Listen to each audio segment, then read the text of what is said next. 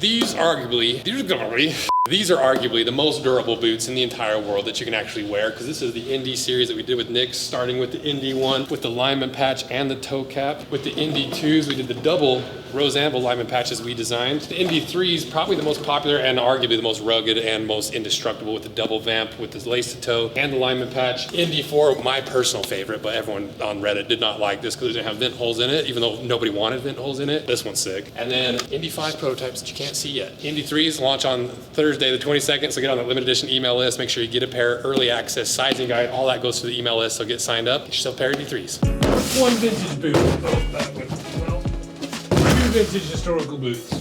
3, that was mostly historical. 4, historical boot. 5, historical.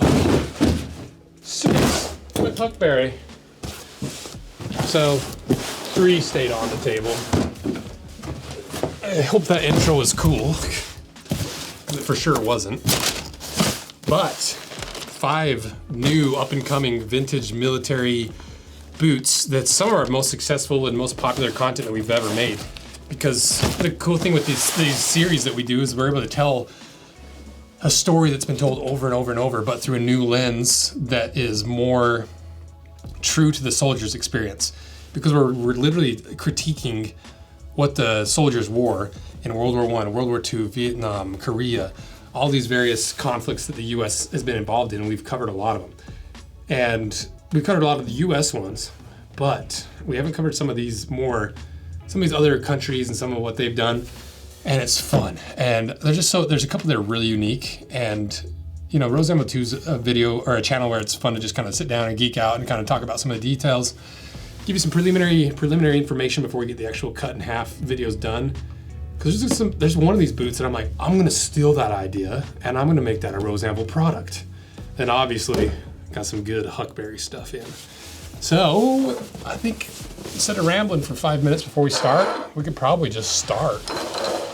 And thanks to Huckberry for sending us this new box to show you what you can actually buy in terms of high quality clothing that matches your high quality footwear that you invest in. Anywhere from, you know, like they have a wide range of products from the more affordable to the super expensive, but all of it is high quality. And it's the one-stop shop for like menswear in this high quality, more heritage space. And so it's perfect. They're an awesome partner and their stuff is good. So check them out below. So let's get to it. Let's just do it. Because I've got some very light notes on these, not a ton. Let's start with the Doc Martens. Vintage Doc Martens. Start with the OG Gerber knife, the one that started my obsession with these little replaceable blade knives that are nothing but okay to terrible quality.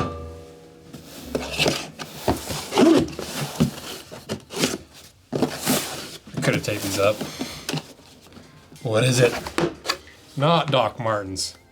One of the most famous boots of all time that we've never covered, especially in the heritage space, like these true leather boot space. What we have, at least from the listing, is the US Navy N1 field shoe, or Boondockers, which I believe that's what these are. Like the Boondockers is this kind of style, the flesh out, kind of chrome XL looking leather that were made during World War II and near the end of World War II. And I believe the officers wore these. Like this was kind of like an officer boot, like a deck boot. And this one is obviously very, very narrow. It's like a width, an A width or something. Yeah, 11.5 A. These were manufactured in, don't know actually, it doesn't say anywhere. And all these brands that do heritage boots, especially the high-end stuff, almost every one of them has one of these service boots. They use chrome XL, they flip it reversed, and they make this exact style. So that's probably why you've seen this before with the corded sole, you know, like, this is like rubber that has literal like cords in it, like strings, like kind of like tires. That's probably where they got the idea, because like early on, like these were made by tire companies, these outsoles. Made in the USA, patented, raw cord. Can't tell what that says. Armor tread. Oh, these are so cool. Like this is one of the most classic military boots of all time, and somehow we've never gotten around to it. But yeah, it's got the corded sole. You can see nails through the construction, nails in the toe. It's probably a Blake stitch on the inside. Nice thick leather midsole, leather welt. I'm pretty sure it's a Goodyear welt construction, 270 degree. Oh, look at those things though. They're nice looking boots. So maybe what we'll do is we'll follow it up with like a Boondocker showdown. Take all the different brands that make a Boondocker and finally see who makes the most true to the original, who makes the highest quality. You You know, that's what I like doing about those series is like following it up, if it does well, with like, all right, now it's fine. Who makes one that's better? Next. Yeah, let's do these ones. Going with the Gerber again.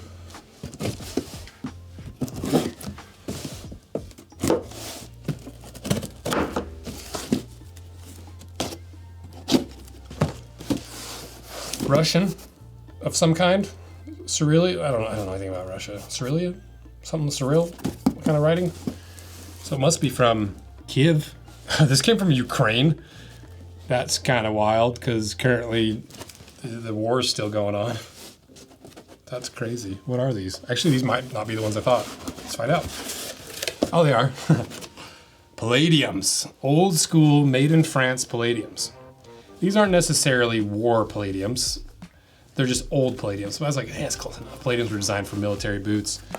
And, you know, we've cut apart some of the Palladiums and they're just like, you know, they're like shoe sneaker quality. They're usually under $100. Simple canvas, glued on outsole, very basic. And that's why people love them. But they're not the most supportive. They're not the most durable. They're not the highest quality boots. And they're really not made for anything more than casual wear. But Palladium has a history of making boots that are like war ready, you know, battle boots.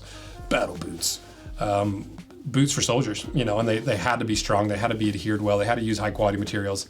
So I really just want to cut these in half and see how they made them post-war before the quality dropped, and then hopefully track down a real pair of military Palladiums. Yeah, because I think these are built different. It looks like I can't tell if it's board lasted or what, but it's definitely old. You know, you can see it's like the old school logo.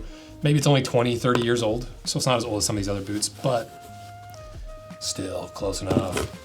So if anyone out there has a real World War II, end of World War II, into like the wars where they actually started wearing these boots, let me know. I'm trying to find like an actual military version of the Palladium boots. So stay tuned for that one. This is gonna be a cool one. Cause I love Palladium and I wish they made like an actual high quality boot. And like we've talked to them a little bit here and there over the years. They just don't really have interest in it. And I was like, okay, if you don't do it, I'll do it. So that's part of this too. It's like, all right, Palladium doesn't come up with a high quality version. Somebody will. Might as well be us. Next. This comes all the way from France. Must be a French boot.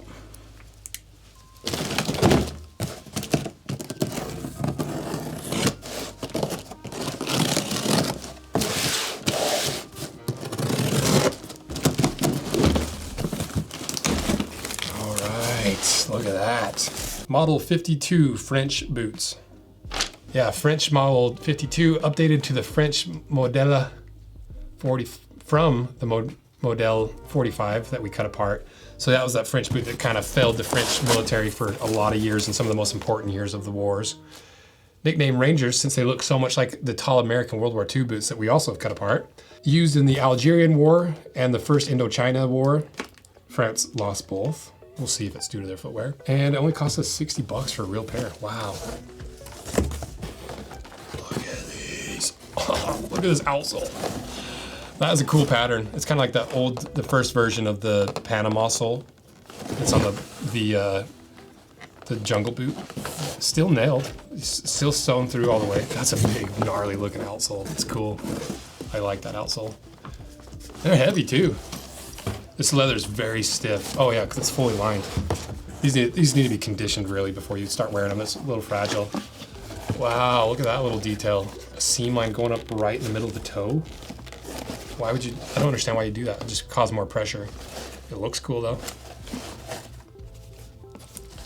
Yeah, this is like a beefed up version of the World War II boots that America had. Those are cool. Big, heavy, gnarly stitching. Like, look how big this thread is. That's cool. And I don't know if you've seen it yet, but we're doing a Rhodesian Bush War video because we've got another pair similar. I should have brought them actually. I'll show you in the B-roll. Here's the photos of the South African version of this boot that was worn in the Rhodesian Bush War that we have that we're gonna cut in half. And maybe we'll do like a reproduction. We probably will because I've already unboxed it. You might have already seen it. And so if you do want a pair of these that, or like a pair similar to these that have that real world, like military ankle strap, or I don't know what you call this, calf strap, we might be making one with Jim Green. but only if there's enough interest. So if you want to see that, sign up to that email list below. It's the Jim Green Rhodesian Bush War boot. And that will help me go to Jim Green and be like, look, people want this. We should make these. This would be cool, because it would be cool. Next. Do this knife from the Baby series, Coast. It's basically just like a little pocket knife. It has some of the features of pocket knife, like that little release there, a lockout button there. Just a little bit big. The clip doesn't quite work on my belt, and it just did nothing special.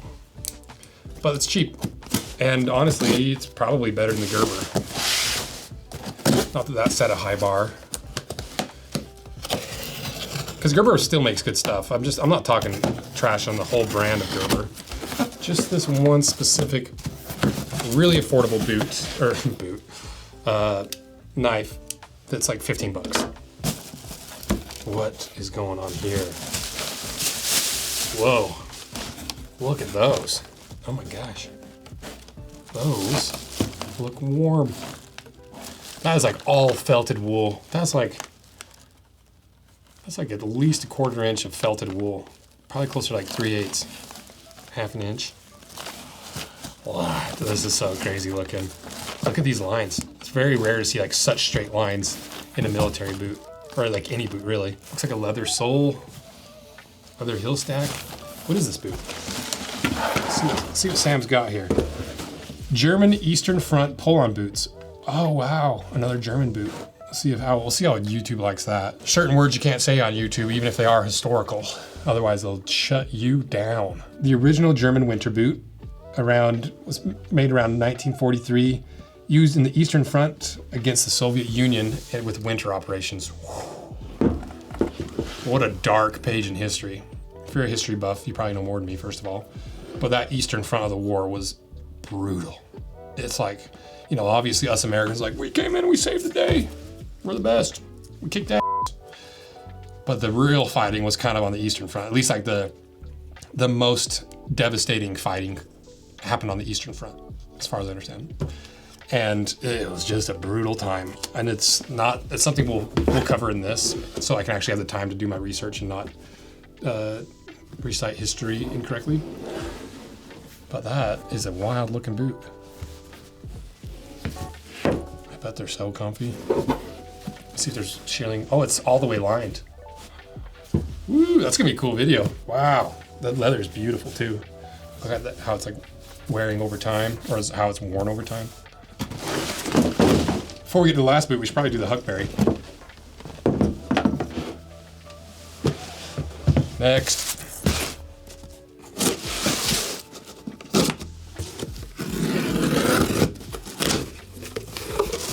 Let's see what we got here to show you guys. The One Stop Men's Shop. It's true, they have lots of good stuff. They have more than just clothes too. They've got shoes, they've got boots, they've got accessories. What is this? Oh, it's flint and tinder. Nice. Like a nice down vest. That looks cool.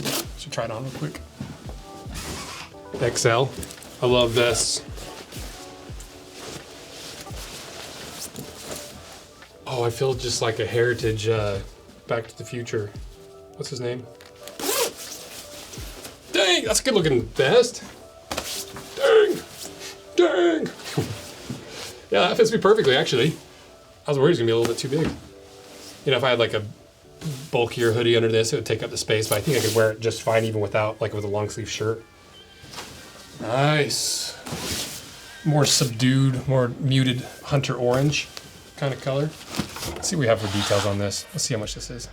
Okay, the Jackson quilted vest. It's on sale right now for $76.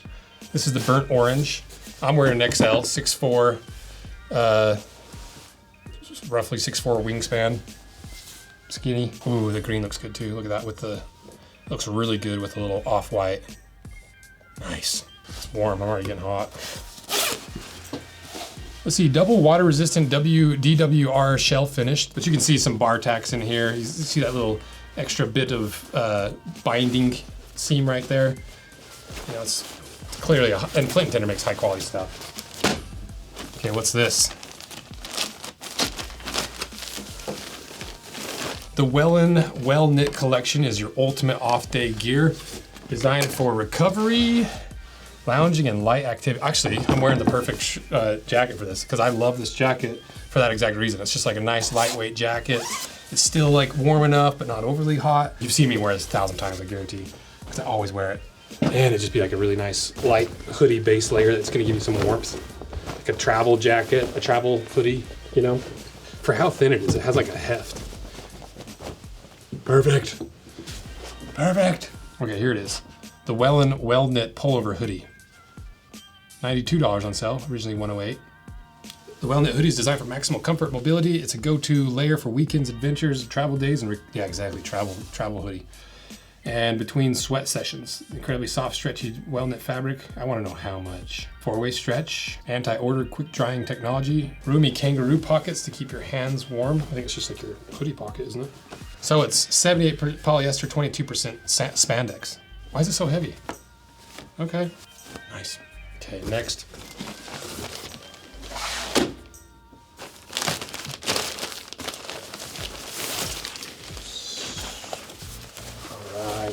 Some pants. These are Proof. Let's see what they say. Okay, the 72-hour pants. The Proof team doesn't take testing lightly. From Iceland to Tasmania, they put 72-hour gear through the ringer. All those long days led to the creation of 72 merino pant. So this is what I thought was, I knew there's some wool somewhere. Merino. Okay. They're crafted from merino wool blend that naturally wicks moisture away from your skin, stays dry thanks to durable water repellent finish, regulates your temperature, and resists odor for 72 hours of wear. Just toss them in the washing machine, get them right back where you're ready to head out for these days on end over again. Stretches for improved movement and range, gusseted crotch, lightweight, breathable. Yeah, nice. I like these flat pockets too. Oh, it's got a zip pocket too. Nice.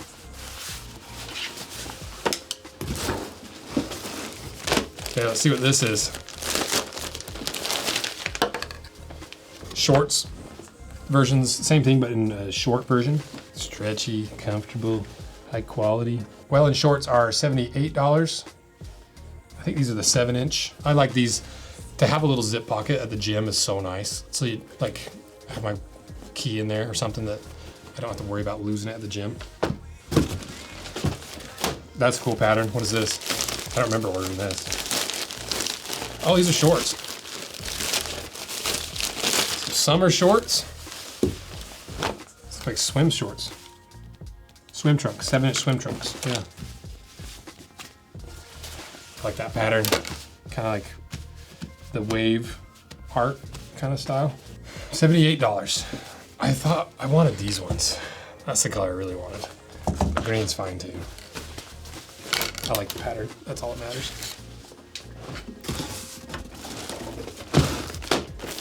What's this?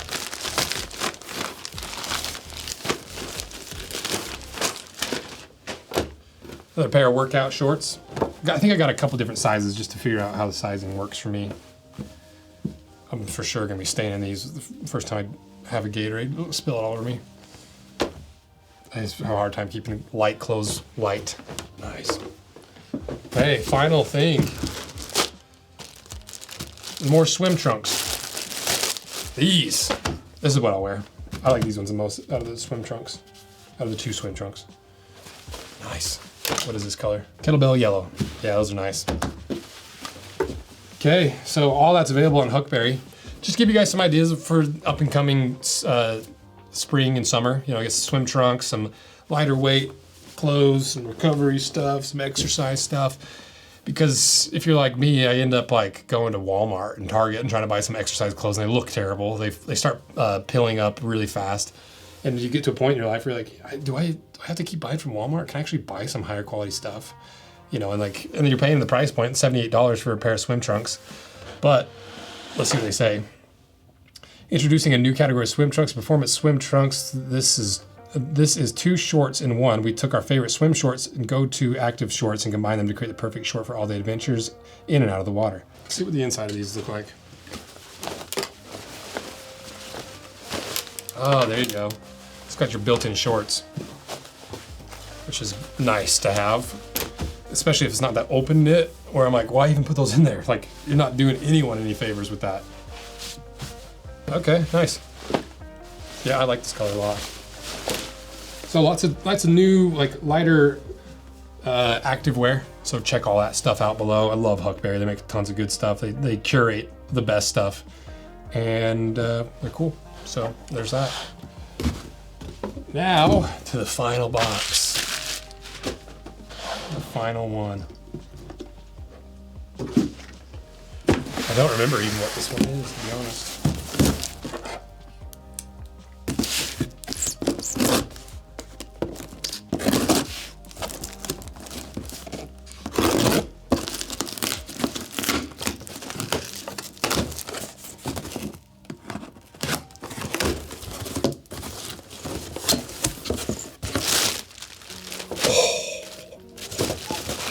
I forgot. These are cool. I didn't even talk about these in the intro, because I'm for sure stealing this idea at making them for modern boots. Look at these things. These things are wicked. I'm glad I saved these for last, actually. There's so many weird little features on these, like the overlapping, like, tongue covers, you know? Super, super thick leather. Like crazy thick leather. Even comes with some vintage shoe trees. Look at that. That's, okay, they're not that vintage. Comes with shoe trees. Whoa, there's so many pegs in there. This is gonna be an interesting video. Cause look at all this. Look at this chaos on the bottom here. You thought you've seen hobnails before. Look at these. These are like lug nails. Like, look at the monstrosity of these little side ones right here. But they even have like tri-count Brev Plus 6mm Swice. That looks so cool. Like, imagine you can buy these and put them on your boots, around the toe, around wherever you want, because all they're, like, the way they're put on is like little staples. So you literally just clamp them on there, hammer them into the midsole and into the outsole, and you've got these crampons built into your boot that are like permanent. And they have two different types. See, these are like kind of heart-shaped for the toe. And these big monsters on the side here. These are so cool. Hobnails are very impractical, but they're cool. And I think you could take this concept and make like a toe bumper, you know, like a toe bumper that's kind of similar, but like aggressive, and like kind of kit out your boot and like add a little bit of flair to the toe, especially when you're kicking stuff. Cause like I kick the toe of my boots way too much. So I end up delaminating them and stuff. These are so crazy. Isn't that so gnarly? So there's like 4 different types of hobnails. The pattern's super interesting. See how like deep this pattern goes? Little teeny short heel or like backstay. And look at this, like this ground out area here. These boots are so weird. Nice wide toe box for the time. High quality thick leather, pegged construction, or Goodyear well, I don't actually know, but you can see how many pegs are even just through here. This boot is insane. This is one of the cooler military boots I've ever seen. And I'm gonna steal these and put them on my boots. I probably won't, but I wanna make some and put them on my boots. Oh, that's so cool. Does this not look so like freaking metal and gnarly? Like, this is what like all those like goth punk boots that have all the metal on them. This is the real version of it. It's so crazy. I love it.